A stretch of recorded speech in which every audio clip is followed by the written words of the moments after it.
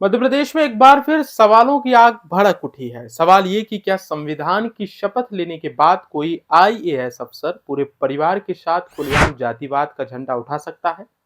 और अगर ऐसा हो रहा है तो जिम्मेदारी किसकी तय होगी? यही सवाल आज प्रदेश की प्रशासनिक साख के सामने खड़ा है, क्योंकि मामला सिर्फ एक वीडियो का नहीं।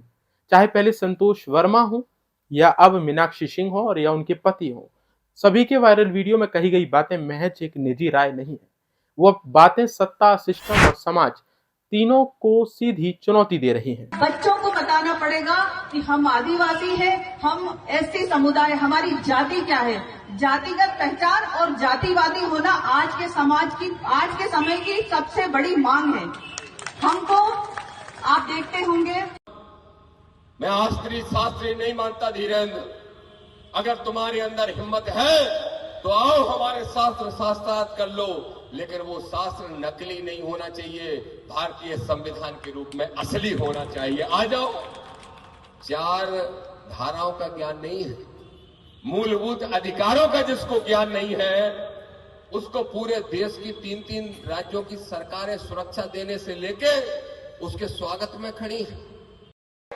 जब तक कि मेरे बेटे को कोई ब्राह्मण अपनी बेटी दान नहीं करते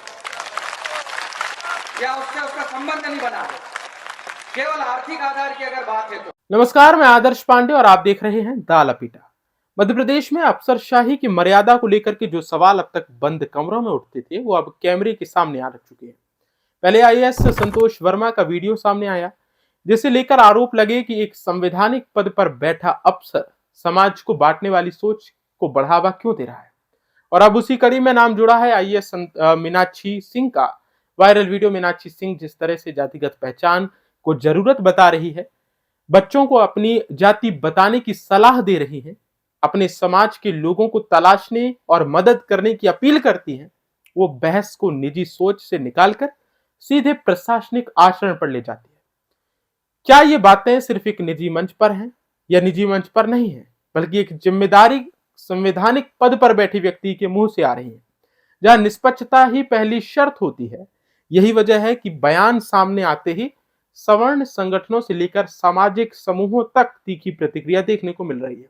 इस पूरे विवाद में एक और नाम लगातार चर्चा में है, मीनाक्षी सिंह के पति दामोदर यादव। दामोदर यादव कोई साधारण नाम नहीं है। वे खुली तौर पर अंबेडकरवादी राजनीति करते हैं। पहले भी कई बार विवादित बयानों के कारण सुर्खियों में आ चुके हैं। कभी धार्मिक कथावाचक पर गंभीर आरोप, कभी यात्राएं रोकने की धमकी, कभी यह कहना कि सरकार मनुवादी सोच लागू करना चाहती है।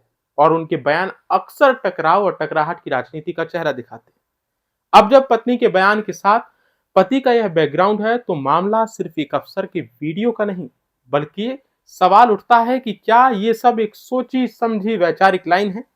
क्या अफसरशाही और राजनीतिक एजेंडा एक ही धारा में बह रही है? मामले पर आपके विचार जरूर साझा कीजिए। साथ ही लपेटा पर बताइए कि क्या एक आईएएस अफसर और उसका परिवार जातिवादी बयान देकर के जवाबदेही से बच सकता है? क्या प्रशासनिक कुर्सी पर बैठकर समाज को बांटने वाली भाषा स्वीकार्य होनी चाहिए? और अगर आज कार्यवाही नहीं हुई, तो क्या कल सिस्टम पर आपका भरोसा बचेगा?